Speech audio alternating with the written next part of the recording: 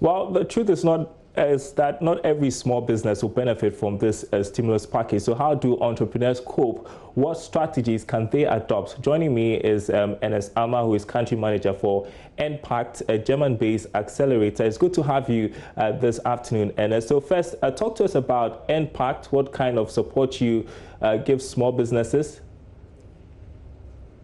Hi, Darryl. Thanks for having me on your show.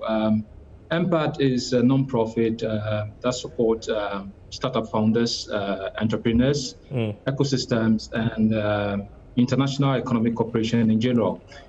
Basically, what we do is to look at the challenges that entrepreneurs face, especially in developing economies, and make support available to them through mentoring and sometimes connecting them to ecosystem enablers to move their businesses to the growth stage. So what sort of feedback are you hearing from these businesses on how the pandemic is affecting the operations? Well, I think this pandemic has taken everyone by surprise. We've not been here before. We are in a very unique situation, and all of us are trying to make sense of all that is going on. For entrepreneurs especially, this has been a period of uncertainty and also giving them the opportunity to introspect and re-strategize. Last week, I had an engagement with 4 entrepreneurs. 3 were Ghanaian and 1 was a Nigerian, and they were sharing experiences so far. And it was interesting. For those who were doing business the normal physical way, they have learned that it's become important to switch to online and make use of available online tools to do their businesses.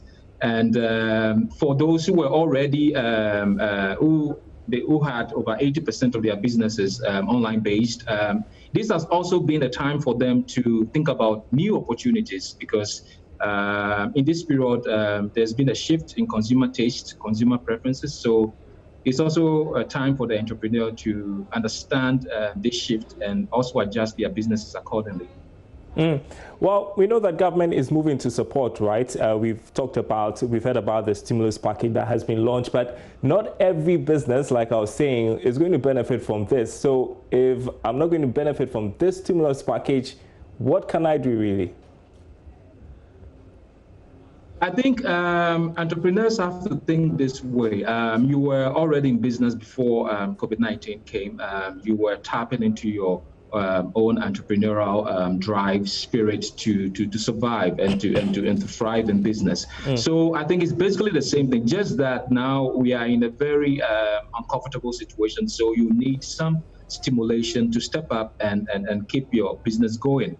But what can you do without that support? You have to go back to the drawing board and see what you can do differently.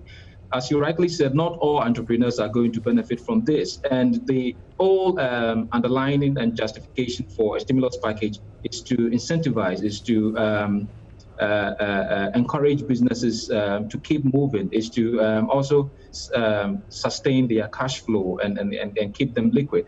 So that's what it does. So it's like a first aid, is not a cure in itself. So the biggest challenge that COVID-19 is posing to all entrepreneurs is this is an opportunity to attempt different things, to push yourself a bit harder, to make sense of market trends and then the changes in consumer preferences and tailor your businesses accordingly to meet emerging needs. So it's a challenge. And as entrepreneurs, we are expected to rise to the challenge. Okay. My final question to you, when should a small business face the reality that I'm not going to survive this period? Maybe I should just fold up or consider merging? Well, I think it depends on a lot of factors. If you have co-founders that you're working with, it's a time for all of you to come together and have a very frank conversation on where to take your business. If you don't see any opportunity for your business in these times, I would say don't be in a haste to quit. Just make some time to think through, because sometimes people quit because they haven't made time to figure out the existing or emerging opportunities.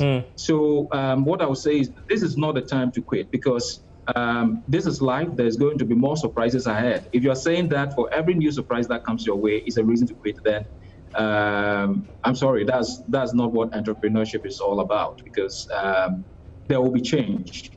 The possibility what you need to do is to prepare yourself to manage these changes. The possibility so this is not the time to quit. The possibility of measures, I wanted to pick your thoughts on that. Maybe joining forces and joining forces with somebody else to create a business together at this point.